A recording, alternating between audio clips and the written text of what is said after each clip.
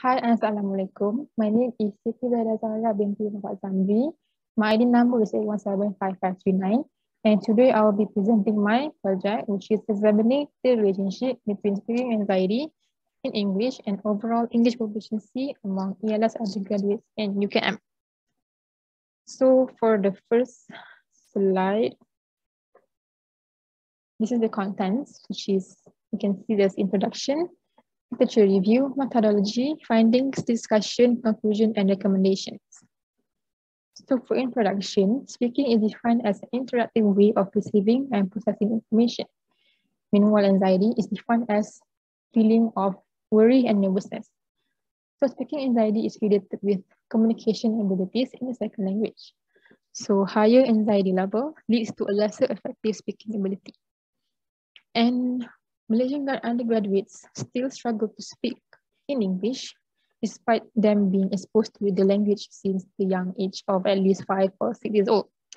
And this low proficiency is caused by lack of exposure and also learning opportunities.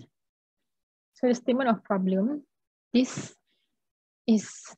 is an increasing pattern in English language anxiety that are caused by factors such as feeling fearful of negative evaluations and feeling scared to make mistakes.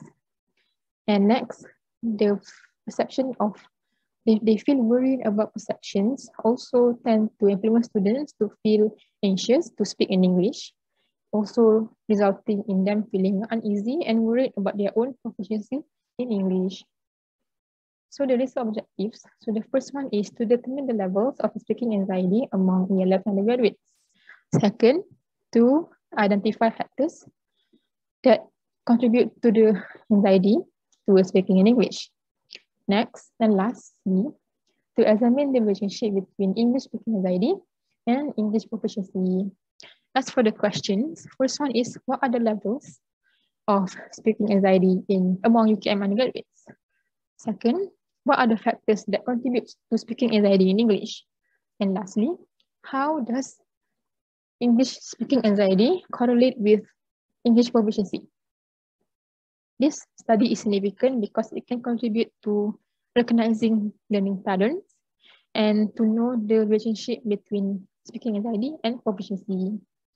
However, this study is limited only to UKM students, so it's not broad and it's only in UKM.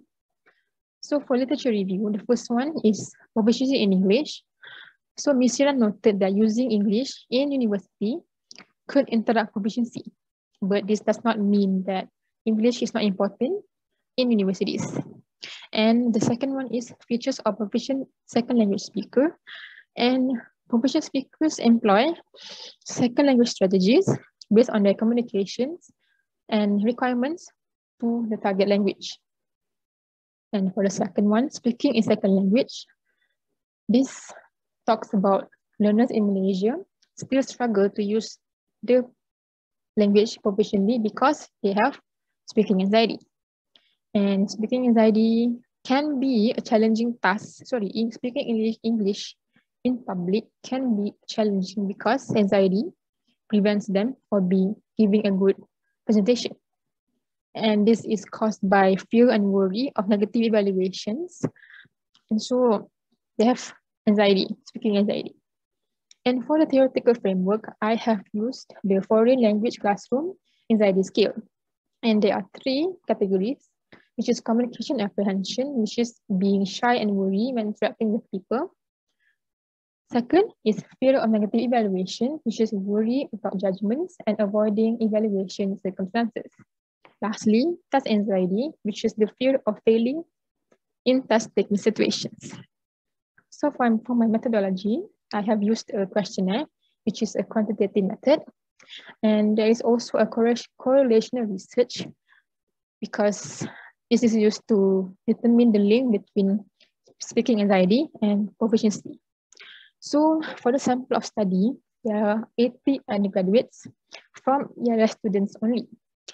And the participants are divided into 3 strata, which is from year 1, 2, and 3. So the questionnaire is adapted from FSCAS, and it consists of 23 items that focuses on speaking anxiety in public. And to know the English proficiency of the participants, I have put a section to include, for them to include their Mohd score. So this is the data analysis. This is the rubric I used SPSS for this study, and this here is the rubric for level of speaking anxiety. If it's high, it's from 1. The mean value is from 1 to 2.5.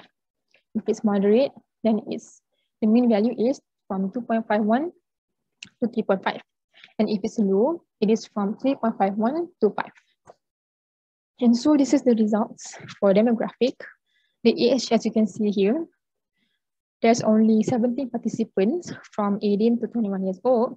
There are 60 participants from 22 to 25 years old. And there's only 3 for participants of 26 to 29 years old. And you can see here, most of the participants are from 22 to 25 years old. And the gender, for male, there's only 9 participants, and only for female, there's 71. So you can see here that most of them are female, they're women. And for the year of study, year 1 has 18 participants. From year 2, there are 15 participants. For year 3, there are 47 participants. And you can see here that most of the participants are from year 3. Then this is their Mohd score. So there are most of the participants achieve a band 4 Mohd score. And there's only 12 participants who achieve a band 5 Mohd score. And so this is the result for the first objective, which is the level of speaking anxiety. So the mean value for communication comprehension is 2.85, which is at the moderate level. And for fear of negative evaluation, the mean is 2.84, which is also moderate. Test anxiety the mean value is 2.89, which is also moderate. So the total of all this leads to 2.88 mean value, and it's also on the moderate level. So this is for the second objective, which is to know the factors of speaking anxiety. So for this category, which is communication comprehension, the highest mean is item number 8, which indicates that the participants feel at ease after finishing their presentation in the classroom. And for fear of negative evaluation, the highest mean is item number 7. These participants feel happy when their lecturer praises their performance. And for test anxiety, the highest mean is item number 5, which is they get nervous if they forget what they know. As you can see, for the first category, they are glad that they have done communicating. And for the second category, they feel happy that they don't get negative feedback. And for the last one, they are anxious that they forget, that they feel that they are scared that they fail their test, which is the presentation. And so for the third objective, which is to know the relationship between speaking anxiety and proficiency, as you can see from the table, there is a correlation that is significant at the 0.05 level for fear of negative evaluation. And I have used the correlation Spearman test to get this result. So for discussion, for the first objective, you can see that it is concluded that the mean for level of speaking anxiety was at a moderate level. And this suggests that most of the participants achieved a band 4 Mohd score. So this suggests that they make minor mistakes only. So for the second objective, the test anxiety recorded the highest mean. And this finding of the study is heavily consistent with findings from a study by Alias and Rashid. And for the third objective, there is a negative correlation between proficiency and fear of negative evaluation because the p-value is less than 0.05. So as a conclusion, the category of fear of negative evaluation is negatively correlated to their English proficiency. And that anxiety is what is getting in the way of having good speaking skills the most. And you can see that ELS undergraduates are anxious but on a medium level because they are nervous about the skills. And as for my recommendations, lecturers need to be aware of the speaking anxiety phenomena. And policymakers should design more practice-based tasks so that the students are used to it. And as for the research, I should employ a mixed method. That's all from me. Thank you.